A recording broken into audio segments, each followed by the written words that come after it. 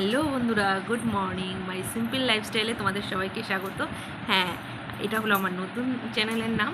নতুন চ্যানেলের নাম না, মানে সোনাবঙ্ক লাইফস্টাইল যেটা ছিল সেটার নাম চেঞ্জ করে আমি মাই সিম্পল লাইফস্টাইল করে দিয়েছি। তো তোমাদের নামটা কেমন লেগেছে অবশ্যই কমেন্ট করে জানিও। আর আমার চ্যানেল সবাইকে অনেক অনেক স্বাগত। কেমন আছো সবাই প্লিজ। আর এখন বাজে হলো গিয়ে 8টা। এখন আমি বেড থেকে আজকে ব্লগটা স্টার্ট করছি, কারণ ঘুম থেকে উঠেছি আজকে অনেক দেরি হয়ে গেছে। 8টা বাজে। ও ঘর থেকে সেই ঘরে আবার একটু শুয়ে গড়াগড়ি খেয়ে চলো এইসব কথা বাদ দিয়ে আগে বাড়ি দেখতে থাকো ভিডিওটা, ঠিক আছে? হ্যালো বন্ধুরা, তো তোমরা অনেকেই নিশ্চয়ই ভাবছো যে বৌদি হঠাৎ বৌদির চ্যানেলের নামটা চেঞ্জ করে দিল কেন। হ্যাঁ, কারণ একটাই, যেটা হলো গিয়ে আমার চ্যানেলটার নামটা ছিল সোনাবঙ্ক লাইফস্টাইল, আমার ছেলের নাম হিসেবে ছিল। আর তো আমি ওই জন্য ভাবলাম যে ছেলের নামটা করে দিই, যেহেতু আমার লাইফস্টাইলটাই বেশি দেখাই, সেহেতু ভাবলাম চলো আমার লাইফস্টাইলটার সম্বন্ধেই দিই। তো তোমাদের কেমন লাগলো নামটা কিন্তু কমেন্ট করতে ভুলবে না, ঠিক আছে? আর অনেকেই বলছো বৌদি তুমি আগের মতন কেন ভিডিও দিচ্ছ না। দেখছি, চেষ্টা করছি। আমি এখন ভাবছি এরকম নর্মাল আমার যেরকম নর্মাল লাইফস্টাইল, আমি সেই লাইফস্টাইলের উপরেই আমি ভিডিও করব। যদি তোমাদের ভালো লাগে তো প্লিজ সাপোর্ট করো, আর যদি ভালো না লাগে কিছু বলার নেই। তো যাই হোক, আমি তোমাদের এর আগেও বলেছি যে আমি নর্মাল ভিডিওই দিতাম। মাঝখানে যাই হোক একটা সমস্যার জন্য, একটু অসুবিধার জন্য, যেটার জন্য আমি অনেক অনেক মানে যেটা আমি না সেটাও আমি শুনতে হয়েছে আমাকে। অনেক অনেক নোংরার থেকে নোংরা কথা শুনতে হয়েছে, অনেক কিছু হয়েছে। যাই হোক, যেটা হয়ে গেছে সেটা তো আর চেঞ্জ করা যাবে না। যেটা করতে পারবো আগে সেটাই করার চেষ্টা করব। তো আগেও আমি বলেছিলাম যে এটা আমার লাইফস্টাইলের ব্যাপারে, কারণ আমি আর আমার ছেলে যেহেতু থাকি, আমি আর আমার ছেলের লাইফস্টাইল কীরকমভাবে করি আমরা, সেইটাই তোমাদের সঙ্গে ফুটে তোলাবো। প্লাস আমি একজন শহরের মেয়ে, গ্রামে এসে রয়েছি, কীভাবে কী করছি, কীভাবে চলছি, কীভাবে খাচ্ছি, কীভাবে করছি, সেটাই তোমাদের সঙ্গে শেয়ার করতে চাই।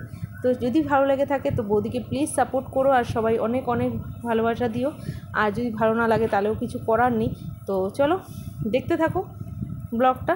তো এদিকে দেখো ছেলেকে রেডি করে বসে পড়েছি খাবার খাওয়াতে।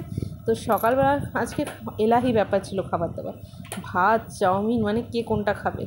না গো, এলাহি ব্যাপার না, এটা ছিল ভাত ছিল গতকালে। তো আলু ভাজা দিয়ে আমি ছেলেকে স্কুল যাবে বলে ভাত অল্প ছিল বলে ওকে করে দিয়েছি। তো আর আমার জন্য অল্প একটু চাউমিন ছিল, চাউমিন করে নিয়েছি, কারণ সকালবেলা ব্রেকফাস্ট না করলেই হচ্ছিল না, কারণ গতকাল রাতেও আমি সেইভাবে ভাত খাইনি। তো ওই কারণের জন্য ভাত না খেলে রাত্রিবেলা সকালবেলা উঠে বড্ড খিদে পেয়ে যায় ভারী কিছু না খেলে। তো যাই হোক, ওদিকে দেখো ছেলে আবার একটু চাউমিনও চেখে দেখছে, দেখতে বলছে ভালো হয়েছে ভালো হয়েছে মা। তো এইভাবেই করে ও, দুষ্টুমি করতে থাকে, ওর সঙ্গে এই খুনসুটি চলতে থাকে সারাদিন। আর এদিকে দেখো ওকে খাইয়ে দিয়ে রেডি করে দিয়েছি, আর আমিও রেডি হয়ে গেছি। এখন ছেলেকে স্কুল দিতে হবে। তো স্কুল থেকে এসেই দেখো চলে এসে একদম বড় একটা কলা পাতা হাতে নিয়ে। কী করবো বলো তো, কলা পাতায় ভাত খাবো, বৃষ্টি হচ্ছে তো বাসন মাজতে হবে না, তাই না? না না না, এরকম কোনো ব্যাপার না গো। এদিকে দেখো ডাল সিদ্ধ হয়ে গেছে, আর ভাত তো হয়েই গেছে। এখন হবে কলা পাতায় মাছের পাতুরি। কী মাছ বলো তো? যেহেতু তোমাদের বলেছিলাম যে আমি আমোদি মাছ রেখেছি ছোটো ছোটো, তো সেই আমোদি মাছগুলোকে পাতুরি করবো ভাবলাম। তো এদিকে দেখো কলা পাতাগুলো ছোটো ছোটো করে কেটে নিয়েছি পিস পিস করে। আর এদিকে চাটুর উপর গরম করতে বসিয়ে দিয়েছি।